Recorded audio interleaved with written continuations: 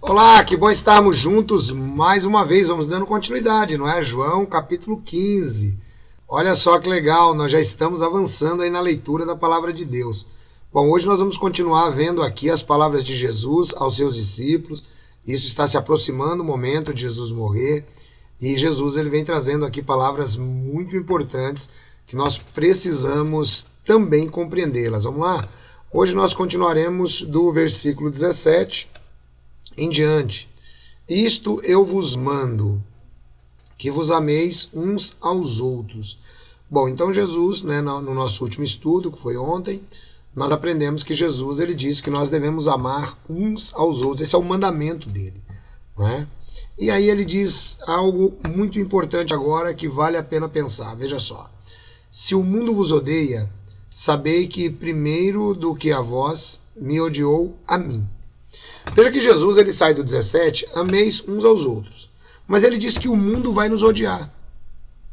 O mundo, o que ele vai fazer? Uma vez que você se torna discípulo de Jesus, o mundo ele te odeia, mas você não pode odiar o mundo.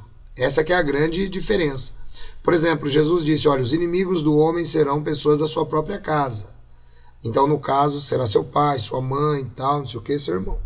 É o que Jesus Cristo diz. Mas ele não diz que você tem que se tornar inimigo dele. Então ele diz que nós devemos nos amar uns aos outros, mas ele também nos alertou que o mundo nos odiaria, uma vez que ele presenciasse isso. E aí no 19 ele diz, se vós fosseis do mundo, o mundo amaria o que era seu. Mas, porque não sois do mundo, antes eu vos escolhi do mundo, por isso é que o mundo vos odeia.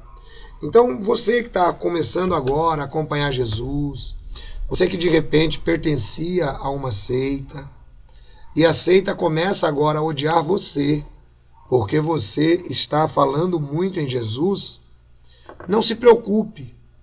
Essas seitas também perseguiram o próprio Jesus, né? Talvez, conforme nós vamos ver no próximo capítulo, Jesus ele diz, olha, vai vir a hora em que muitos daqueles que vos perseguem imaginarão que estão prestando um serviço sagrado a Deus. Então você não deve se preocupar. Puxa vida, ancião, é que eu fui praticamente excluído lá do grupo que eu frequentava.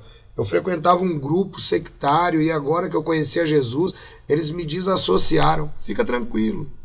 Se você perder pai, mãe, irmãos nesse sistema, por causa de Jesus, ele diz que você terá muito mais uma compensação no que há de vir. Agora você que está seguindo a Jesus não pode ser inimigo deles. Você tem que continuar sendo amigo deles. Você tem que continuar sendo amando eles. Né? É assim que a Bíblia diz. Muito embora eles lhe odeiem por causa do nome de Jesus. Versículo 20. Lembrai-vos das palavras que vos disse. Não é o servo maior do que o seu senhor. Se a mim me perseguiram, também vos perseguirão a vós. Se guardaram a minha palavra, também guardarão a vossa.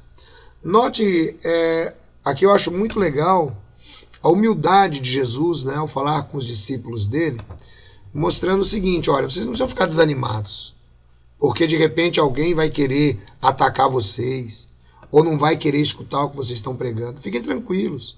Ele diz, o servo não é maior do que o seu senhor. Então, se eles atacaram Jesus, por que não vão atacar a gente? Às vezes, né, principalmente a gente que está à frente de um trabalho aqui na internet, às vezes as pessoas começam a fazer ataques pessoais, porque não tem argumentos, né?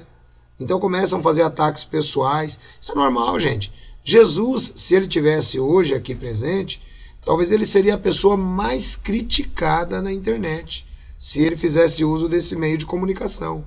Entendeu? Por quê? Porque o mundo não ama. O mundo não ama a Jesus. É isso que você tem que entender. Então fique tranquilo. Quando alguém te criticar, fazer chacota, porque você fala de Jesus, fica tranquilo. Essas pessoas, conforme diz o próprio Jesus, seria melhor que não tivesse nem nascido. Não é?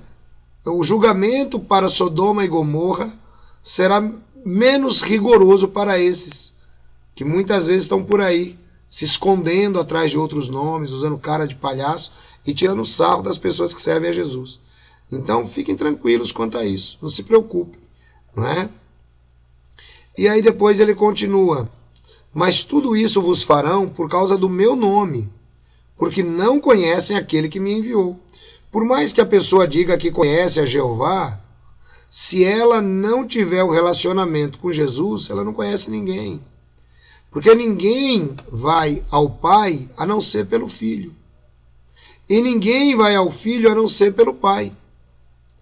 Então note que Jesus diz que o divisor de águas aí é o nome dele, né? E as pessoas não conhecem o Pai que o enviou. Então, mesmo que a pessoa bata firme, olha, porque nós conhecemos a Deus, nós usamos o nome de Deus 7.210 vezes e não sei mais o que. Os fariseus faziam a mesma coisa. Os fariseus eles eram tão zelosos pelo nome que nem o nome eles usavam. Mas quando chegou Jesus, qual foi o tratamento que eles deram? O mesmo que talvez estão dando a você aí na sua seitinha que você saiu, né? Aí ele continua assim: vos farão tudo isso por causa do meu nome. Se eu não viera, nem lhes houvera falado, não teriam pecado. Mas agora não tem desculpa do seu pecado. Veja que Jesus classifica aqui como pecado aquele que não o aceita. Veja aí no versículo 23 agora. Aquele que me odeia também odeia meu Pai. Então esse negócio de você, muitas vezes, eu já recebi pessoas que falam para mim assim: mas puxa vida, eu tenho até medo que Jeová fique chateado comigo porque agora eu estou falando muito de Jesus. Não.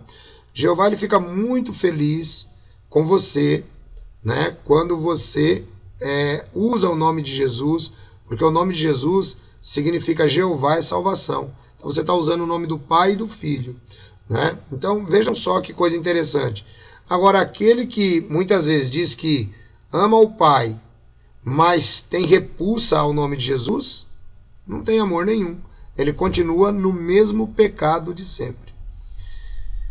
Se eu entre eles não fizesse tais obras, quais nenhum outro tem feito, não teriam pecado. Mas agora viram-nas e me odiaram a mim e a meu Pai. Ou seja, o testemunho de Jesus, pessoal, está aí no mundo inteiro. O testemunho de Jesus, ele é, na verdade, um testemunho irrefutável. Quem não aceita o próprio Senhor Jesus, é como ele está dizendo, não aceita o próprio Pai. Mas é para que se cumpra a palavra que está escrita na sua lei. Odiaram-me sem causa. Né? Então veja, mais uma profecia bíblica sendo cumprida em Cristo.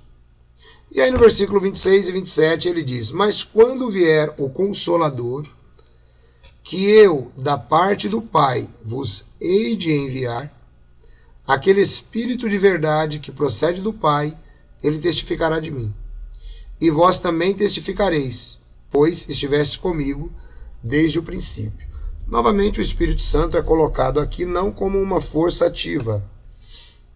O Espírito Santo é colocado aqui como uma pessoa que fará o mesmo papel de Jesus. É assim que o texto nos apresenta. Diz que, vejam que anteriormente ele disse que o Pai é quem enviar, agora ele diz que ele também envia, mostrando a unidade, né? A unidade composta dos três. Tá legal?